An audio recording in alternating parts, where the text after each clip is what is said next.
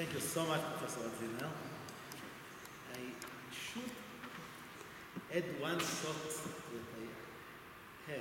That there is something very unique in Jewish Russia, that even the Askalayim in Russia, like the Jewish entitlement in Russia, has a very different direction than, for example, in Germany. In Germany, they admire the parallel entitled people in German, and they talk Germany, and they try to make more and more similar to the German culture.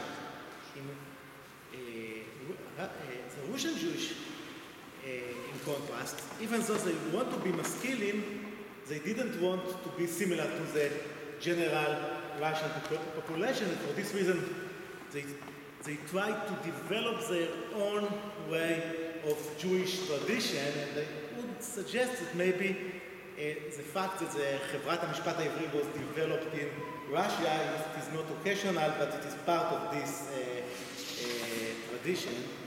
And now I want to invite our final speaker, Dr.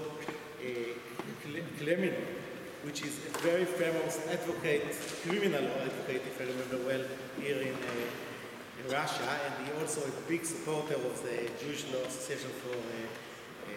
So thank you very much for coming.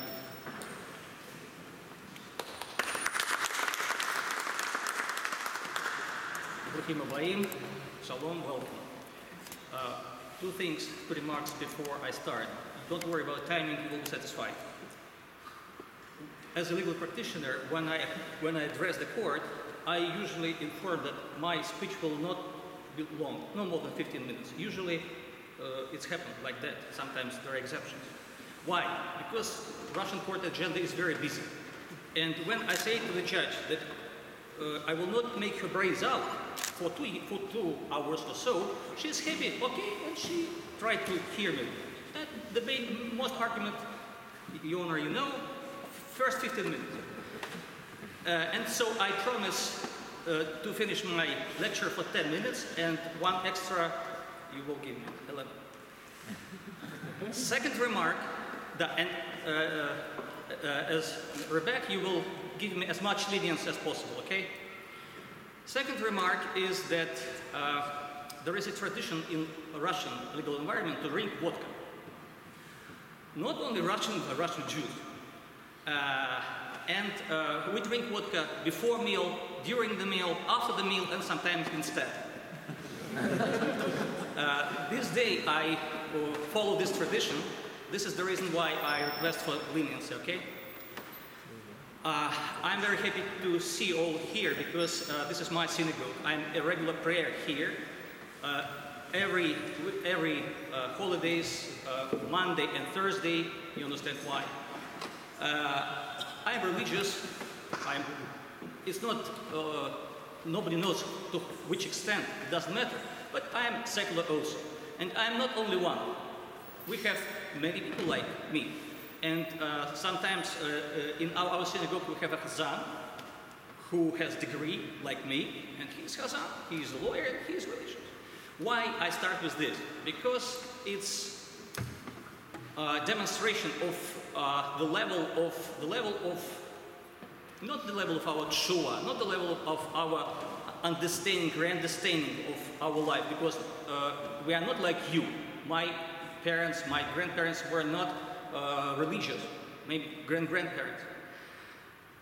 And we are okay. Rabbi Goldschmidt, he usually appeared as a mediator in the business disputes. So we are okay with this.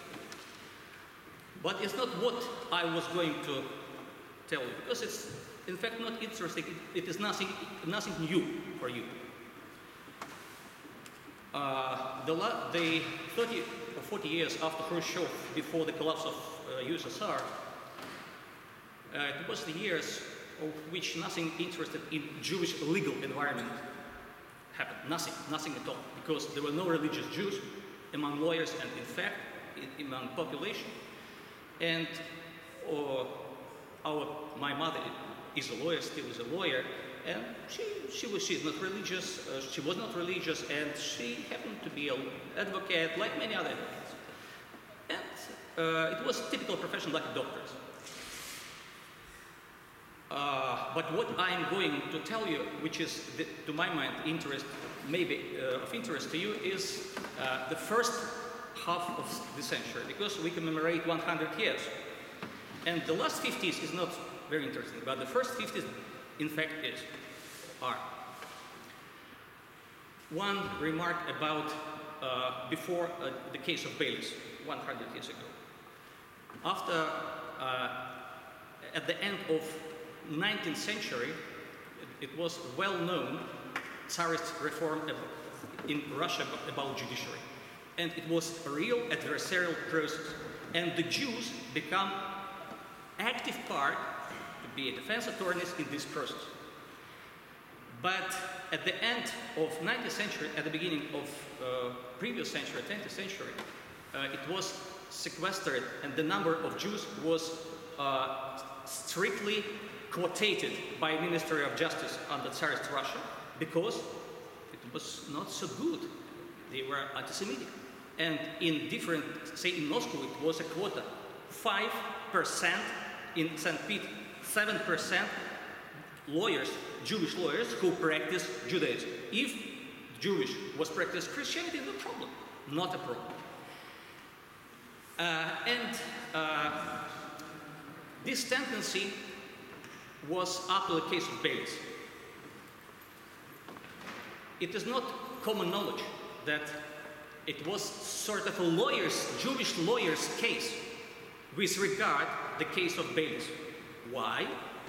You remember Rabbi Koschitzky this day, when he lectured us, he said that it was Rabbi in our synagogue, Rabbi Mazeh, who was a part of team to defend Baylis. But there were many lawyers in St. Pete and Moscow who supported Baylis, and they issued and signed a petition to the Minister of Justice, where they said that they are horrible about the disgrace, the perversion of justice with the case of Baylis. And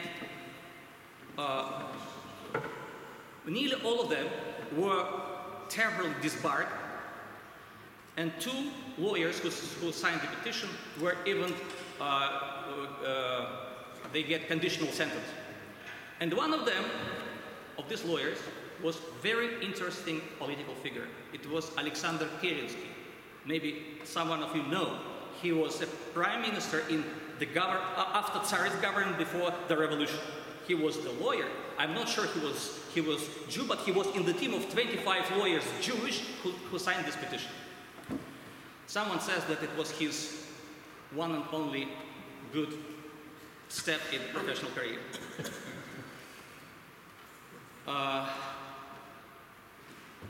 In this city, where Stalin era held, there were many disgraceful stories. Definitely you know the story about Jewish Anti-Fascist Committee. Definitely know the story about Mikhail's, more or less, because there are some interesting archives now open, and we get very interesting information how it was exactly fulfilled, the suicide, the killing of Solomon Mikhail's. We know the Stalin's signature on many documents to kill this, that personal signature. And nephew of that Eisenstadt, who was a lawyer of Moscow bar for 40 years and now lives in Israel, 20 years ago he issued a very interesting book. He tried, as a lawyer, imagine, isn't that crazy? He tried to make a legal argumentation of Stalin crimes. I was also surprised to know how he was very strict. 4 elements of crime: subject of crime, corpus delicti, blah blah, all this story. And he managed to make all this thing interesting.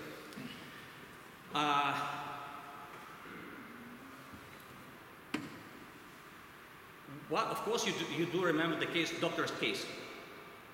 You will be surprised probably to know that this case started with my grandfather, Professor Yakov Ettinger. This case started with my grandfather, Professor Yakov Ettinger. And he was detained 1.5 years before it was announced in mass media that this doctor's story fulfilled. And not too many people know that if Stalin hadn't died March 5th, 1953, the doctors will be executed. You know where? In the center of Russia, in the center of Moscow, on the Red Square. There is a special place in this, right near the church of Vasily, I'm not sure about how, right in front of Lenin Mausoleum. It is execution place from Ekaterina time. And the doctor's fate definitely worse if Stalin failed to die. My father, also Professor Yakov Ettinger, he was detained even as a young boy, he was detained before his death. Imagine, at that time, 1950, his telephone was taped. Not now. In 1950, the telephone was taped.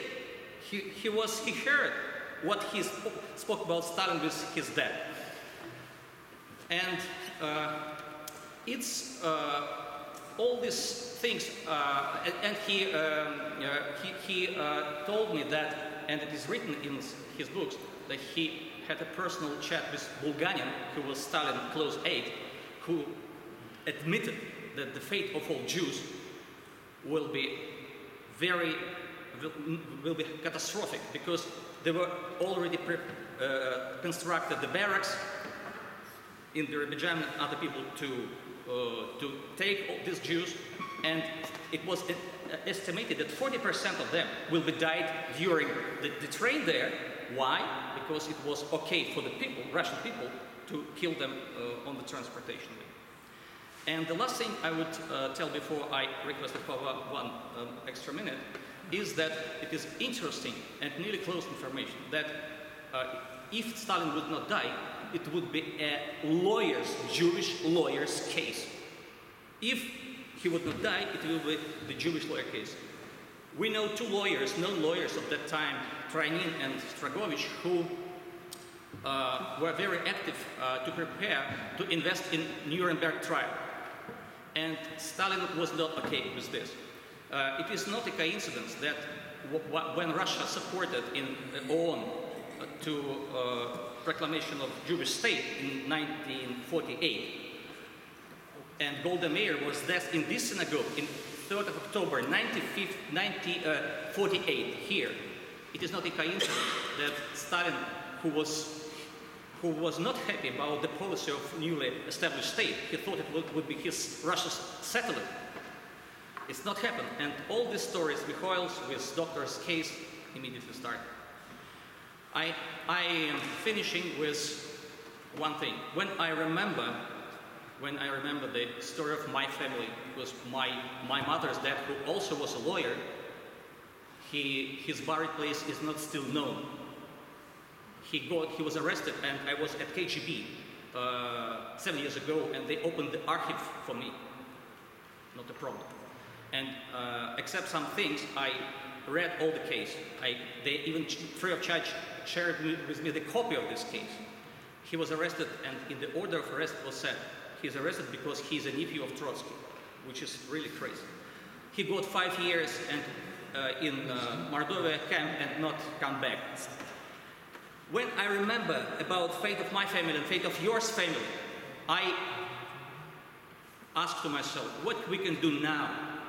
Because we have so opportunities which our previous generation could not imagine, even in this, especially in this country. So we are indebted, morally, to my mind, to do our best, not to make our work proper and share tzedakah, to be an integral part of society, of community. Not even in Israel, okay, in Russia, because many do choose, to many we help to go to Israel.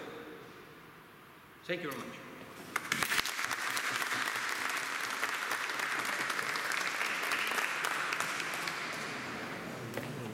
Thank you so much.